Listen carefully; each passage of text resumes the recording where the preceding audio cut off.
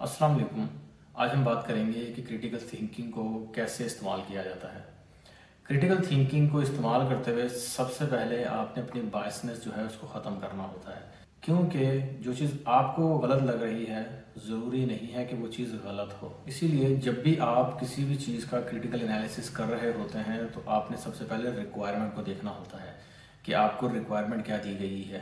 हो सकता है कि आपको ये रिक्वायरमेंट दी गई हो कि हमारा जो भी आप प्रोडक्ट जिसका भी आप एनालिसिस कर रहे हैं, आपको बताया गया हो, आपको रिक्वायरमेंट दी गई हो कि हमारी जो सेल्स हैं वो पिछले कुछ अरसे से ग्रेजुअली गिरती चली जा रही हैं, या उसमें ये हो सकता है कि कुछ लोगों ने, कुछ यूज़र्स ने उनको फीडबैक दिया हो कि आपकी जो प्रोडक्ट है वो बहुत ज़्यादा ओल्ड है, उसका यूज़र एक्सपीरियंस ठीक नहीं है, या और भी कोई और चीज़ हो सकती है। तो आपने सबसे पहले रिक्वायरमेंट को देखना होता है कि रिक्वायरमेंट आपको क्या मिली है, और आपने उसके मुताबिक ही उसका क्रिटिकल एनालिसिस करना होता है।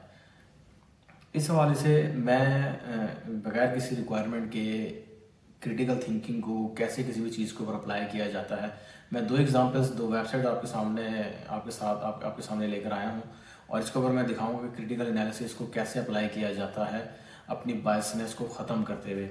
ये एक वेबसाइट है और बहुत मशहूर ब्रांड है, सब लोग जानते हैं इसके बारे में। अब इस पे उन्होंने अपने तौर पे बहुत अच्छा इसको बनाया है, और ये वाक़ई में बहुत अच्छी बनी है। इसमें बहुत ज़्यादा इन्फॉर्मेशन उनकी ज़रूरत है दिखाना, तो उन्होंने दिखाई है। अब इसके अंदर सबसे पहले एक टॉप पे एक नेविगेशन है, उसके बाद एक और नेविगेशन है, और उसके बाद थर्ड लेवल पर एक और नेविगेशन है। इसके बाद एक उन्होंने बैनर दिया है टेक्स्ट फॉर्म में, और बहुत अच्छे तरीके से उन्होंने इन तमाम तरह एलिमेंट्स को दिखाया है। इसके बाद एक बहुत बड़ा बैनर जो है वो यहाँ पर नीचे डिस्प्ले हो रहा है। इसमें मल्टीपल कार्ड्स हैं जिसके थ्रू उन्होंने अपनी इंफॉर्मेशन को डिस्प्ले किया है। अब इसमें जिस वक्त आपके पास बहुत ज़्यादा इंफॉर्मेशन होती है दिखाने के लिए, वहाँ पर आप एक चीज़ का ख्याल रखते हैं कि कोई भी ऐसी इंफॉर्मेशन जो गैर ज़रूरी है वो यहाँ पर ना हो। जितना ज़्यादा गैर ज़रूरी इंफॉर्मेशन को कम किया जा सके, ख़त्म किया जा सकते, उसको ख़त्म किया जाता है। अब यहाँ पर ये जो एक स्लाइडर चल रहा है, एक प्ले बॉल हो रहा है, ये इंफॉर्मेशन गैर ज़रूरी है। एक यूज़र है वो यहाँ पर अगर लैंड हुआ है, वो अब इस चीज़ का इंतज़ार नहीं करेगा कि दूसरा बैनर या दूसरा कार्ड कब आपके लिए मैक्सिमम इंफॉर्मेशन के साथ आएगा। इसमें अब ये देख रहे हैं दोबारा, या अब ये टाइमर है, ये टाइमर चल रहा है, इसके बाद ये नया बैनर आएगा। मैं इस चीज़ का इंतज़ार, कोई भी यूज़र इस बात का इंतज़ार नहीं करेगा कि वो किसी टाइमर का इंतज़ार करे। आपने ऑप्शंस दी हुई हैं, ऑल्दो कि मैं किसी भी दूसरे बैनर के ऊपर जा सकता हूँ, और मॉडर्न वेज में इस तरीके से स्लाइडर्स इस्तेमाल नहीं होते। मैं उसको प्ले करूँ, मैंने इसको प्ले कर दिया है, मैं उसको पॉज करूँगा, मैं इसके साथ इंटरेक्शन करना चाहूँगा, तो ये गैर ज़रूरी इन्फॉर्मेशन है, जो फंक्शनैलिटी है, इन्फॉर्मेशन है जो यहाँ पर बिल्ड की गई है, इसकी ज़रूरत नहीं है। और मॉडर्न वेज में स्लाइडर्स कैसे काम करते हैं वो मैं आपको दिखाता हूँ। फॉर इंस्टेंस ये एक माइक्रोसॉफ्ट की वेबसाइट है, और इस पर आप ये देख रहे हैं कि ये मेरे माउस के साथ, मैं इसके साथ प्ले कर सकता हूँ। मैं जिस कार्ड पे क्लिक करता हूँ वो अपनी मैक्सिमम फॉर्म में मेरे सामने नज़र आ रहा है, और मैं तीसरे अगर स्टेप पे भी चला जाऊँ, फोर्थ स्टेप पे भी चला जाऊँ, मैं अगर उस पर भी कार्ड पे क्लिक करता हूँ तो वो एक आता है। तो मैं चाहूँ तो मैं नीचे से क्लिक कर सकता हूँ, ठीक है, राइट साइड पे भी ऑप्शन दी है इस्तेमाल करने की, लेकिन ये मेरे माउस के साथ भी इंटरेक्शन कर रहा है। इसी तरह इस बैनर को भी होना चाहिए था कि ये मेरे माउस के साथ इंटरेक्शन करता, और लेकिन ये नहीं कर रहा बिल्कुल भी। ये टोटली डिपेंडेंट है जो बॉटम पे नेविगेशन दी गई है उसके साथ। इसके साथ अब हम इसी वेबसाइट को मज़ीद देखते हैं। ये सेक्शंस बहुत अच्छे डिज़ाइन हुए हुए हैं। हमें ज़रूरत नहीं होती किसी भी चीज़ के ऊपर कि नहीं हर चीज़ ही गलत है, नहीं, जो चीज़ ठीक है वो ठीक है। जहाँ पे गलती है आपने सिर्फ उसको आइडेंटिफाई करना होता है क्रिटिकल थिंकिंग के अंदर। बिला वजह की आप गलतियाँ निकाल कर स्टेक होल्डर्स के सामने रखेंगे, वो कहेंगे यार इसमें से हर चीज़ तो गलत नहीं है, और इसमें से ये चीज़ें तो हमारी जो रिसर्च है, जो हमने काम किया उसके मुताबिक बिल्कुल ठीक है। इसीलिए आपने सिर्फ वो एरियाज देखने होते हैं जहाँ पर गलत है। मैं अब अगर इस स्लाइडर की बात करूँ तो ये स्लाइडर भी मुकम्मल तौर पे डिपेंडेंट है ये इस नेविगेशन के ऊपर। मैं आपको एक और स्लाइडर दिखाना चाहता हूँ कि जो मॉडर्न वेज में चल रहे हैं। अब ये एक स्लाइडर है, ये स्लाइडर मेरे माउस के इंटरेक्शन के साथ प्ले हो रहा है और कितना ज़बरदस्त है। मुझे ज़रूरत नहीं है कि मैं अपना माउस पहले टॉप राइट साइड पे लेकर जाऊं और इस नेविगेशन को इस्तेमाल करूंगा और ये फिर स्लाइडर चले। नहीं, मैं जहाँ पर भी जाता हूँ मैं अपने टच पैड के साथ इसको मूव कर लेता हूँ। तो ये मॉडर्न इंटरेक्शन है जो बहुत सारी वेबसाइट्स अब दे रही हैं, पिछले काफ़ी अर्से से दे रही हैं। इनको हमें अप्लाई करना चाहिए।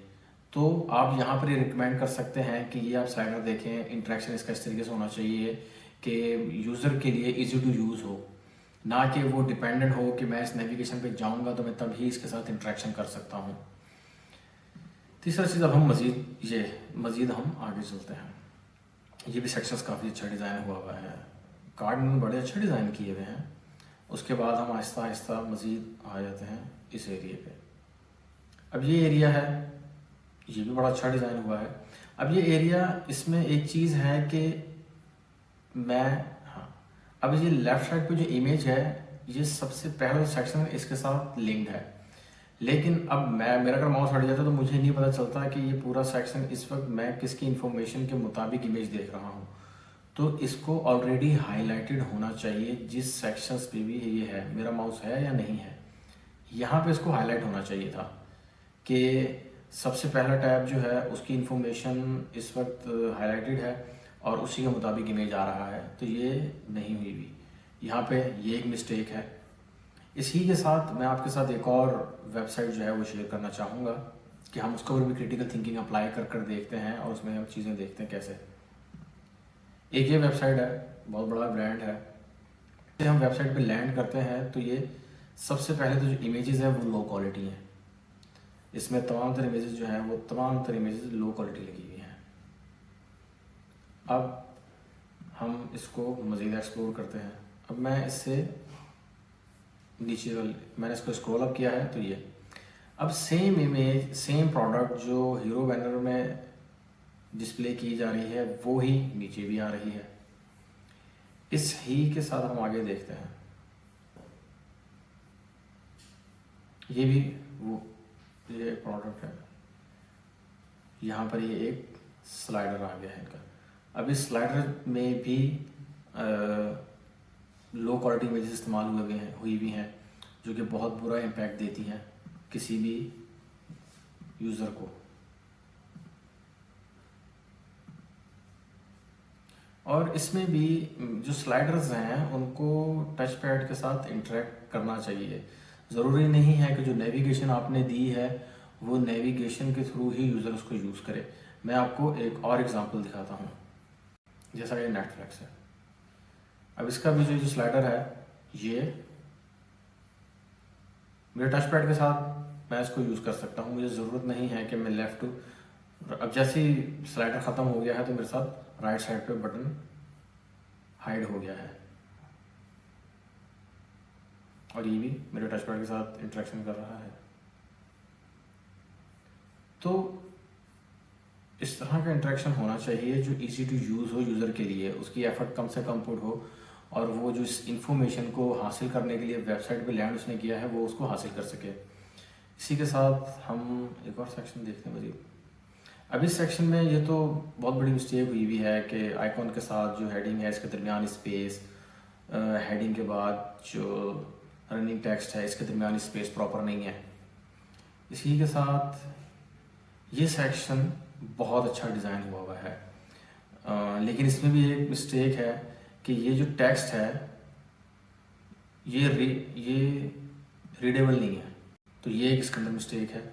इसका ओवरऑल फॉन्ट साइज जो है वो बड़ा होना चाहिए था वेबसाइट का, ताकि इजी टू रीड हो। इसी के साथ हम मज़ीद स्क्रॉल करते हैं तो एक ही सेक्शन आता है। इस सेक्शन में लेफ़्ट साइड पे हेडिंग है, राइट साइड पे इमेज है, सेंटर में बॉक्सेस हैं और ये जो बॉक्सेस हैं ये भी आइकॉन, हेडिंग, रनिंग टेक्स्ट, ये लेफ़्ट लाइन है। जो बटन है वो सेंटर लाइन है। बटन को फुल विड्थ किया जा सकता था इस सेक्शन के मुताबिक ताकि ये तमाम होता या लेफ़्ट लाइन होता। और इस सेक्शन के अंदर जितने भी ये एलिमेंट्स हैं, हेडिंग है, इमेज है, इन एलिमेंट्स की आपस में जो कंपोजिशन है वो बहुत बुरी है। इसमें होना ही चाहिए था कि ये जो शोरूम इन्होंने दिखाया, ये शोरूम इस पूरे सेक्शन में बैकग्राउंड में नज़र आ रहा होता और इस शोरूम में तमाम तर उनकी प्रोडक्ट्स जो है वो नज़र आ रही होती। हेडिंग सेंटर लाइन होती, शोरूम भी सेंटर लाइन होता, पूरे सेक्शन में आ रहा होता और ये जो कार्ड्स हैं ये थोड़ा सा नीचे होते और पैरेलैक्स इफेक्ट के साथ इसके अंदर प्ले कर रहे होते। अभी ये जो एलिमेंट्स हैं इन तमाम तरह की जो आपस में कंपोजिशन है वो एक दूसरे से मैच नहीं हो रही। इसके बाद इन्होंने अपने तौर पर रिक्लाइन गूगल मैप दिया हुआ है, वो भी ठीक है, और ये सोशल मीडिया है इनका। अब इसी के साथ मैं अगर इस पे टेस्ट ड्राइव नाउ पे क्लिक करूं तो मैं इस पेज पे चला जाता हूं। इस पेज पे मैं आ गया। अब सबसे पहले मैं तो ऑलरेडी इस पेज के ऊपर हूं, तो ये टेस्ट ड्राइव नाउ का बटन इस पेज पे क्यों आ रहा है? इसको इस पेज पे नहीं होना चाहिए। दूसरी चीज़, ये उनकी प्रोडक्ट्स हैं मल्टीपल, मैं किसी भी प्रोडक्ट के लिए टेस्ट ड्राइव जो है बुक कर सकता हूँ। तो मैं जैसे ही इस पर क्लिक करता हूँ तो ये नीचे से मेरे पास एक फॉर्म आ जाता है, जबकि इसका यूज़र एक्सपीरियंस होना ये चाहिए था कि ये तमाम तो प्रोडक्ट्स जो हैं ये लेफ़्ट साइड पे डिस्प्ले हो रही होती और राइट साइड पे ये फॉर्म होता। तो लेफ़्ट साइड पे भी प्रोडक्ट्स आ रही हैं, राइट साइड पे भी प्रोडक्ट्स आ रही हैं। राइट साइड पे मैं प्रोडक्ट को सिलेक्ट करता हूँ, फिर नीचे से फॉर्म एक आ जाता है और फिर मैं इसको फिल करता हूँ। ऐसे इसको नहीं होना चाहिए था।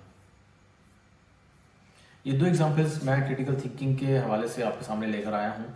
इसी तरीके से मल्टीपल चीज़ों के ऊपर आप क्रिटिकल थिंकिंग अप्लाई कर सकते हैं, लेकिन सबसे पहले ये देखा जाता है कि रिक्वायरमेंट क्या है, उस रिक्वायरमेंट के मुताबिक जो है क्रिटिकल थिंकिंग को अप्लाई किया जाए। ऐसा ना हो जो, और इसमें कुछ चीज़ें और भी हो सकती हैं जो रिक्वायरमेंट से हटकर हो सकती हैं। हो सकता है आपकी नज़र से मज़ीद कुछ चीज़ें गुजरी हैं जो आप समझते हैं कि ये इस रिक्वायरमेंट में नहीं लिखी, लेकिन इस रिक्वायरमेंट के मुताबिक इसका कनेक्शन बनता है, तो उसको आप देख सकते हैं। क्रिटिकल एनालिसिस के दौरान अपनी बायसनेस को रिमूव करना सबसे बड़ी चीज़ होती है। मैं उम्मीद करता हूँ कि ये इन्फॉर्मेशन आपको पसंद आई होगी। इसी के साथ आप कमेंट बॉक्स में अपनी राय का इजहार भी करें और मुझे इजाज़त दीजिए। अल्लाह हाफिज़।